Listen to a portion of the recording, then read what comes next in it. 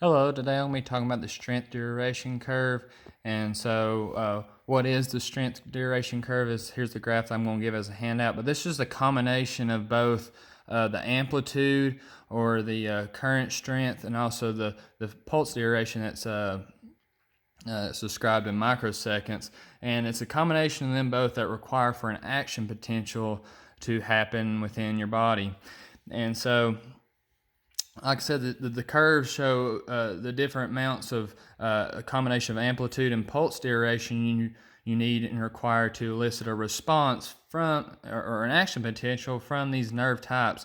And so we see they go in order from sensory, motor, A delta sharp pain, C dull pain, and D innervated muscle. And so like we see here with the denervated muscle, it's going to require very strong amplitude or current strength on top of its pulse duration, because that's when it's not intact. So you can have a spinal cord injury patient that's complete and you're working below the level of their injury. And so it's going to require something like that to elicit a response or a muscle contraction. And so what I got here is in these X's is the minimum amount it takes to have that action potential produced with each nerve type. So we see here for sensory, typically it's about 50 to 100 microseconds for the pulse duration that is required in order to have that action potential response. So as you turn on the E-stim machine, a patient says, I don't feel anything.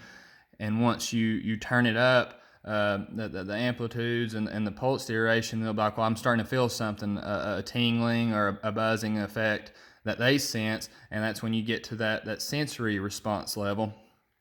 And once you reach that threshold, of whether it be sensory, motor, of any of these, you produce that action potential or that response. But once you go above that, it doesn't increase that response or the action potential. It's called an all or none response. So as you turn up the E-stim machine or turn up the amplitudes and they feel something, well, if you keep increasing, they're not going to feel a stronger stimulus. It's still going to be the same until you increase it so much it elicits a motor response. And so here's the motor response, and I marked the X's here. The one on the right is for larger muscles. They require about 150 to 350 microseconds in the pulse duration and the amplitude as we see right here. And then also what I got to the left of that is for the smaller muscles, such as the small muscles in your hand. They will not require as much as a large muscle like your leg. And so the smaller muscles are going to require about 100 to 125 microseconds in the pulse duration. And so, like I said, this curve just shows what is needed in production of electrical current to target a particular nerve type. So each one of these is, nerve types. But once you reach that threshold, like I said, once you reach that action potential, if you increase the amplitude or the pulse duration, it's not going to increase the response on that curve level. But if you keep increasing, it's going to go to the next one. So like you said, if you have an E-stim machine, you turn it on and the person says, I'm feeling something, just a sensation feeling, you keep turning it up, you'll eventually go to a motor response. So you're going to see a muscle contraction or facilitation. And so also one thing to note is the A, sharp pain, and C, dull pain fibers for clinical purposes. The C fibers, typically the sensations that patients get is dull, aching, throbbing, or burning. And the A fibers, typically people experience sensations such as sharp, stabbing, and prickling.